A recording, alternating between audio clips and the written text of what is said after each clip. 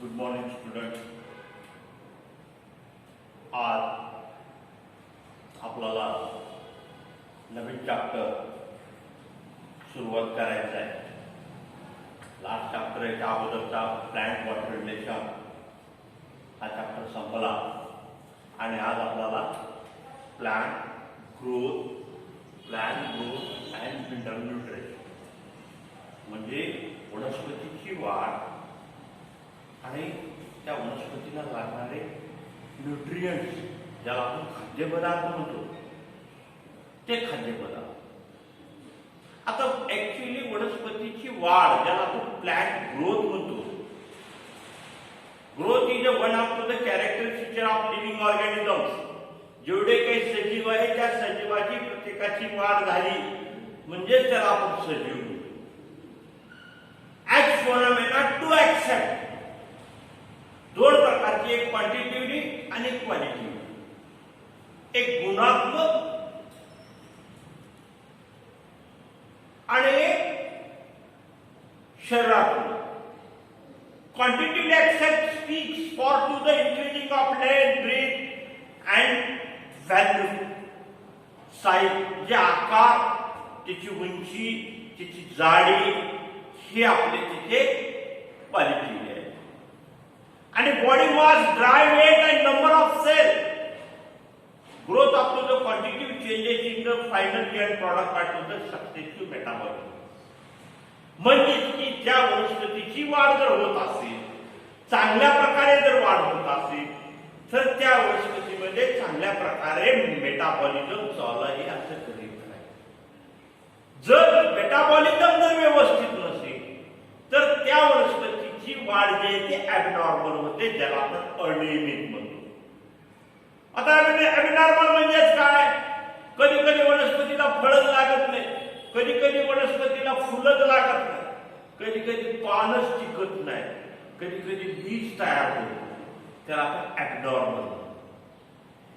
क्वांटिटिव्हली qualitatively accept of by to the change of to the nature of growth and development by to the order by changes of the progressive value of differentiation leads a higher and more complex state. Growth thus can be defined by permanently irreversible increasing in the bulk of the organism of occupied by the change of form. आता या ठिकाणी आपल्याला multicellular जे बहुपेशीय ज्याला आपण vascular म्हणतो अशा पद्धतीचे जे काही प्लांट्स असतील, growth into the determinate and actual throughout to the life infinity, restricted some specific region product to the very stage, and which to the region where newly cells are constantly and by continuously produced by to the very step are to the three types based on to the location and to the apical by to the intercalary. आता या ठिकाणी आपल्याला जशा पद्धतीने प्लांटची वाढ बघितलो, ज्याला आपण प्लांट ग्रोथ बघितलो, तर त्या पद्धतीमध्ये आपल्याला त्या फेज ऑफ ग्रोथ कशा कशा पद्धतीने त्या वनस्पतीची वाढ होत असते. The cell of meristem divided by to the enlarge object by differentiated corresponding with by stage there are to the three phase of growth. तीन फेज आहेत वाढीच्या. फेज ऑफ सेल डिव्हिजन, पहिली जी आहे ते फेज ऑफ सेल डिव्हिजन, पेशीची विभाजन होणे. Cell of meristem are by wall by to the non regulated having by permanent nucleus by granular cytoplasm by to the meristematic cell undergoes mitotic division to form two new cell. दोन प्रकारच्या new cells, two new cells, one cell of remain meristematic and the other cell by undergoes enlargement and differentiation into this phase. Rate of growth occurs by to the slower of phase by to the lag phase. त्याला आपण lag phase किंवा त्याला आपण cell division phase. त्याच्यानंतर phase of cell up to the enlargement. enlargement म्हणजे अनियमितपणा असलेली elongation ज्याला आपण म्हणतो ते. Newly formed by to the cell become by vacuolated by osmotically active and by turgor due to the absorption of water and the regenerative result up to the enlargement of cell, both lengthwise and back to the breadthwise up to the phase. New war material. एक नवीन material त्या ठिकाणी and other meanwhile synthesized to the scope of the environment. This growth rate in this stage actually by to the accelerated by a phase of exploding by long phase. आणि तिसरी आहे ती maturation. तिसरी आहे seller maturation, म्हणजे त्या पेशीची परिपक्वता ज्याला आपण किंवा त्याला आपण differentiation. Enlargement cell you become by to the specialised. त्याच्याबद्दल ज्या काही पेशी आहेत त्या पेशी specialised perform specific function up to the attain maturity. परिपक्वता बोथ बाय मॉर्फोलॉजिकली जे सहजासहजी आपल्याला डोळ्याला दिसणार आहे आणि फिजिओलॉजिकली जी हालचाल करत असतात त्या हालचाल करणारे जे असतात in this phase rate of growth slow down by comes to the steady state by to the stationary phase. त्याला आपण स्टेशनरी फेज. आता या ठिकाणी आपल्याला condition of for to the growth कशा पद्धतीने त्या वनस्पतीची वाढ होते एक प्रकारची कंडिशन असते. आपल्याला माहित आहे एखादी बी आपण जर सोयी केलं, एखादी बी जर शेतामध्ये पेरलं तर आपल्याला माहित आहे 3 ते 4 दिवसामध्ये ते उगवलं पाहिजे. नाही उगवलं तर आपण त्या बियामध्ये खराबी आहे, सीड चांगलं नाही होत. म्हणजे तशा पद्धतीमध्ये condition of to the growth त्या वनस्पतीची तेवढ्या पिरियडमध्ये तेवढी वाढ झालीच पाहिजे. दिस डिफरन्शिएटेड इन्व्हायरमेंटल आणि फिजिओलॉजिकली कंडिशन आपल्याला माहित आहे. आपण जर पेरणी केलं आणि सतत जर पाऊस येत गेला तर ते बी लवकर वापत नाही. जास्त पाऊस गेला तर ते बी जास्त पाणी लागतं आणि ते बी कुजून जातं. त्याला आपण इन्व्हायरमेंटल कंडिशन म्हणतो. वातावरण चांगलं नव्हतं म्हणून ते बी वापरले जाते. Physiologically condition necessary for to the growth including up to the water supply, nutrient, temperature, oxygen. मी जे तुम्हाला सांगितलं आता एन्व्हायरमेंटल मध्ये जास्त पाणी झालं किंवा पाऊसच पडला नाही, त्या बियाला पाणीच मिळालं नाही, टेम्परेचर जास्त होतं, ते बी खराब. Oxygen, nitrogen, carbon dioxide ratio by gravitational force light up to the growth hormones. आणि सर्वात महत्वाचं त्याच्यामध्ये ग्रोथ हार्मोन्स हे काय त्या वाढीचं संप्रेरक त्या वनस्पतीमध्ये असलं पाहिजे. ते संप्रेरक जर असेल, हार्मोन जर नसतील तर त्या वनस्पतीची वाढ होत नाही. ही जर चीप कंडिशन आपण. आता त्यामध्ये आपल्याला वॉटर पाणी जे आहे this is by essential component of to the protoplasm by to the maintain by temperature of to the cell. त्या पेशीची वाढ होण्यासाठी त्या वनस्पतीची वाढ होण्यासाठी पाणी हे अत्यावश्यक आहे. इसेन्शियल कॉम्पोनंट आहे. Protoplasm maintain a permeability up to the cell and by to the aqueous medium by to the biochemical reaction. And micro elements, सूक्ष्म elements, macro elements, मोठे elements are nutrients required for to the proper growth of the plant. Optimum temperature range of between by to the 25 to 35 centigrade. आपल्याला माहित आहे की जेव्हा आपण सोयी करतो, जमिनीमध्ये पेरतो, तेव्हा त्या बियाला कमीत कमी 25 ते 35 अंश सेंटीग्रेड पर्यंत टेम्परेचर असेल तर ते बी वापतो, त्या बियाची वाढ होते. Oxygen essential respiration by release by energy light up to very much essential for to germinating and seed and by photosynthesis.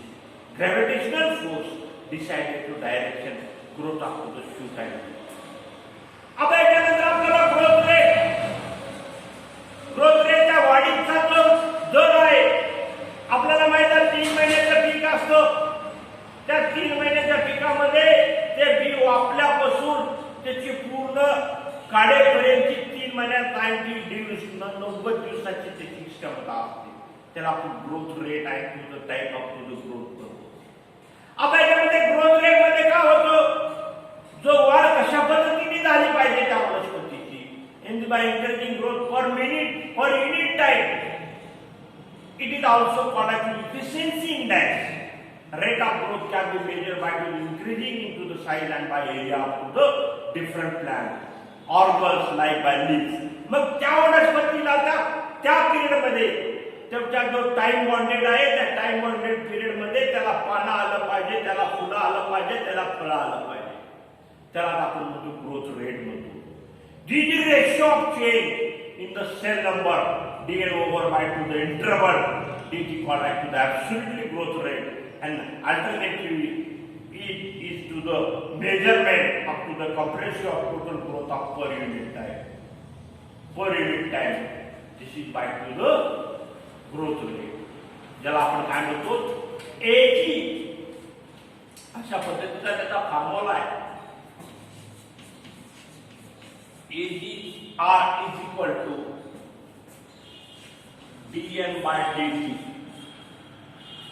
आता AGR dn by dt म्हणजे काय?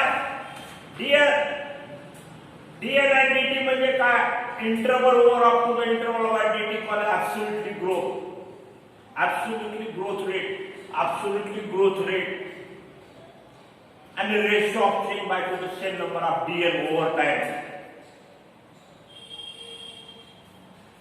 And interval त्याच्यामधला जो मध्यंतरचा काळ आहे त्याला आपण dtn म्हणतो. जी एरिया आपण divided by total number of the relatively growth rate ज्याला आपण RGR म्हणतो. आणि alternately RGR reference to growth of the particularly system per unit time by expressed onto the common basis, or it is by ratio of growth in given time by initial growth. RGR is equal to AGR divided by N. AGR and RGR useful by described by to the dynamic same growth up to the culture. आता यामध्ये आपल्याला जे वाढ आहे त्या वाढीचे types of growth ज्याला आपण म्हणतो दोन प्रकारच्या types. Two types of growth. Example arithmetic growth आहे, जिओमेट्रिक ग्रोथ. आता अर्थमेटिक ग्रोथ म्हणजेच काय? हे ratio rate to the growth of constant increasing by to the growth actual by arithmetic progressive into 2, 4, 6, 8 centimetre is by type of growth.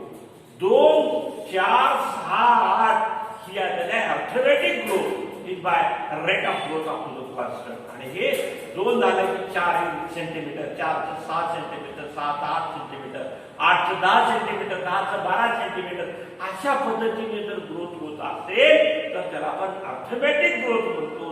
Is after meiosis one up to the daughter cell and continuously divided into other cell now takes part up to the differentiation and maturation is example by the elongation of root at the constant rate based compliance back to the arithmetic growth. And a linear curve is obtained by growth rate by plotted against arithmetic growth by to the expression by mathematically by to the equation by expression by to the L is equal to L0 plus RT. Length at time t, length at 0, growth rate and time of growth. When graph of length up to the plotted again by time t and linear curve obtained by indicated by to the diagrammatic. हा झाला आपला arithmetic growth. आता geometric growth म्हणजेच काय? Geometric growth म्हणजेच काय ज्याला आपण म्हणतो cell divided by mitotically into and both of daughter cell.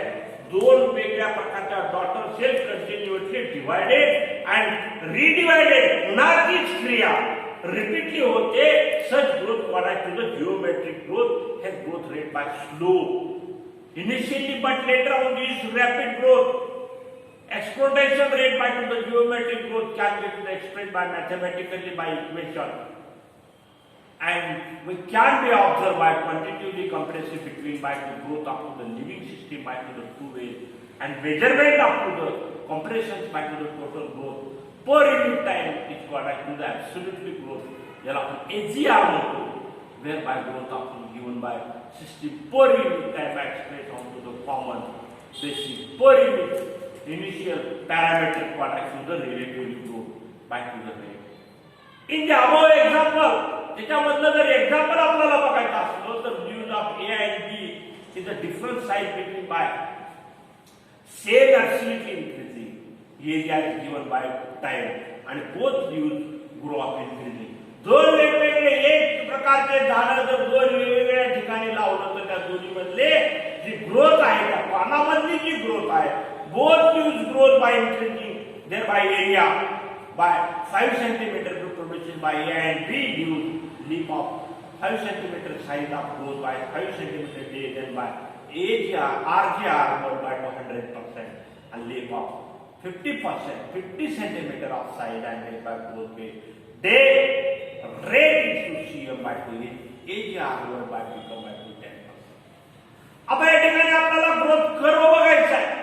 आता ग्रोथ कर्व म्हणजे काय, आपण जेव्हा एखादी ग्राफिकली बघतो, जेव्हा ग्राफ काढत असतो त्या ग्राफ मध्ये आपल्याला कर्व माहिती आणि हा curve graphic representation by total growth against time. There are 3 types of the curve. 3 प्रकारचे कर्व आहेत, लिनियर, एक्सपोर्टेशनल आणि sigmoid arithmetic growth curve. Is a linear while by geometric growth curve by to the exportational and corresponding to 3 distinct phases is growth. Growth rate different by long phase. Growth rate is slow. Exportational long phase. Growth rate is faster and richer. It's by maximum. Stationary phase. Growth rate by gradually slow down when by graphs in rate by to the growth against to the plotted by 3 phases up to the growth. Sigmoid curve is obtained and total time period required for all phases equal to the grand period up to the growth. आता next period आपल्याला differentiation up to the redifferentiation आपल्याला next period ला आपण उद्याच्या period ला बघू.